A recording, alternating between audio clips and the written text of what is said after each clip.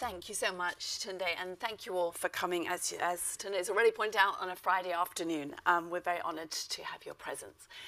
Before I start with my usual introduction about what a year it's been and a few thoughts about the future, I do want to just give a shout out to Tunde herself, because I didn't know Tunde a year ago, and as she mentioned, she's gotten involved in the Pathway programme.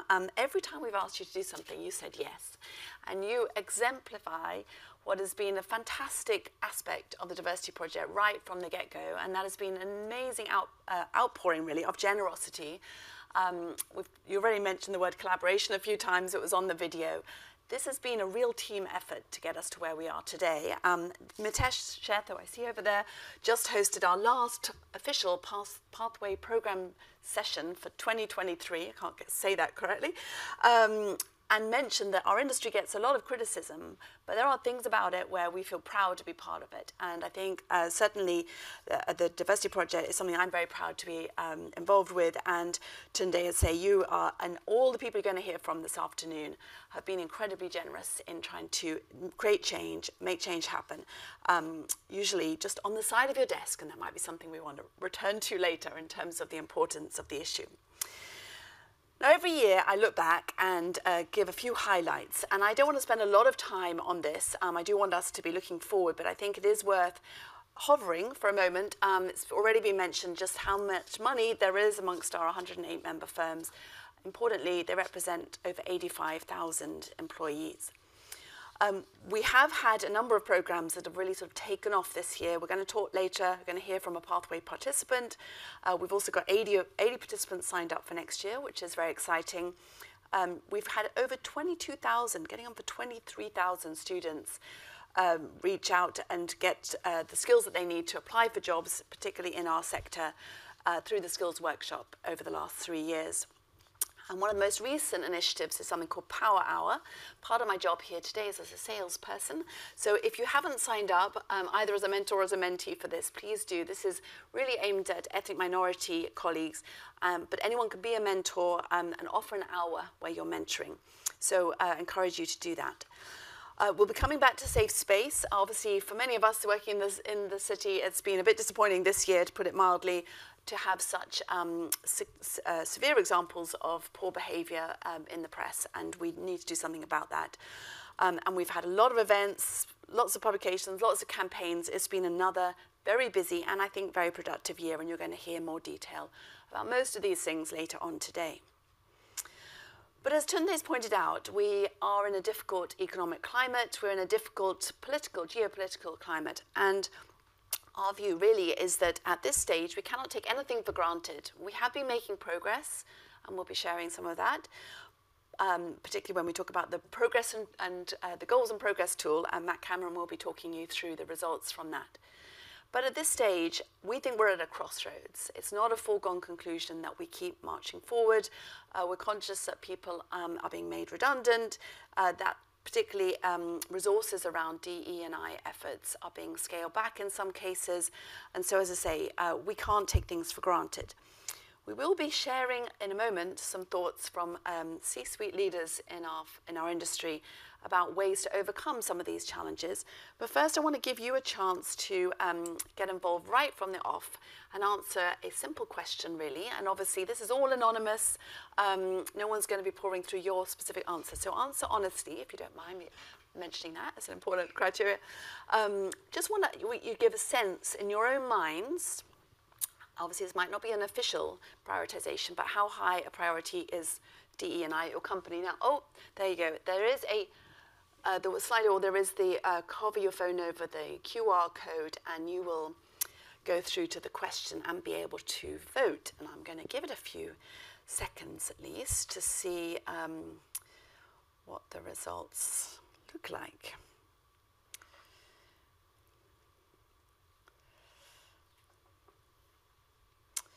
Okay, I'm looking at the right hand in the corner there. It's still ticking up, so bear with us and we'll give everybody a chance to contribute. I'm not going to hang on here till everybody has voted. I think we've got a clear picture. All right, let's call a halt to the voting at this stage. And actually, I think that's not unexpected Very few of you, I'm glad to say, are saying it's a low priority, but on the other hand, less than 20% are saying that it's high and increasing.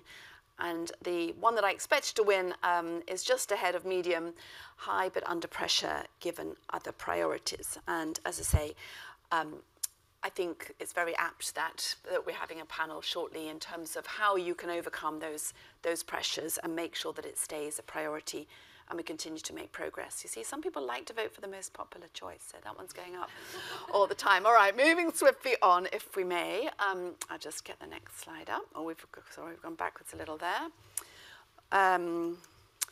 I just wanted to emphasize that we are not over in terms of the year. In fact, the Pathway Programme, for example, has got several events coming up, including graduation, and listening to the students or the participants on how they propose paying it forward, which is exciting.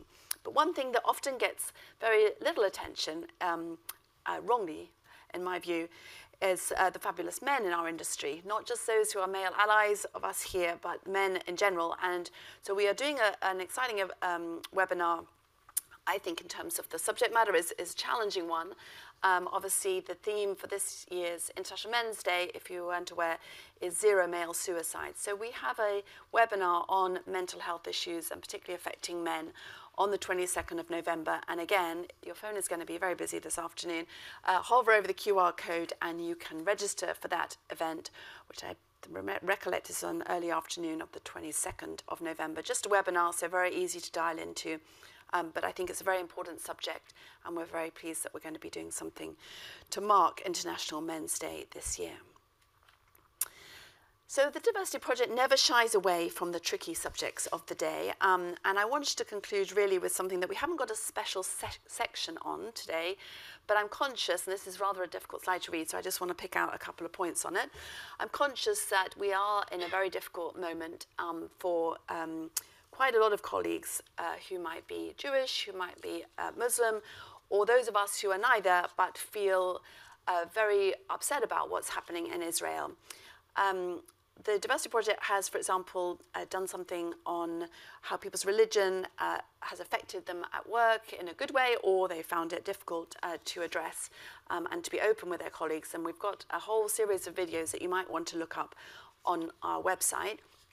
But I just wanted to share a few thoughts at this point because, I mean, this is not my words, obviously, that I've shown up here. Esther Perel is a psychotherapist. And Mitesh, again, came up with, found this on, I think, well, it's definitely on her Instagram account, and I've been looking at some of the other things that she's been saying.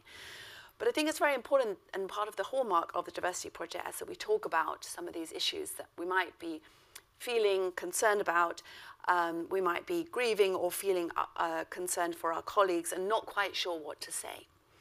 And what we try to encourage, we're not always going to agree with our colleagues about everything, and some of the parts of our identity arguably are quite difficult to reconcile with other people's beliefs. But we think the most important thing is to not forget that people are different from their policies of their governments, or perhaps even some aspects of their religious group. We don't want to end up not speaking about these difficult issues just because we find it somewhat awkward.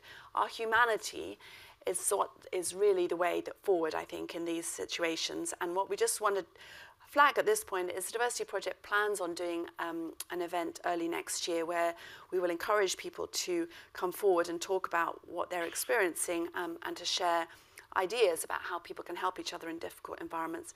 But I just wanted to make sure that we didn't let this afternoon go without saying something about this important topic. As I say, it would be easy to just kind of trot out the usual stuff, but that's not what the Diversity Project is about. And I would encourage everybody to reach out to your colleagues just to see if they want to talk about what they're feeling.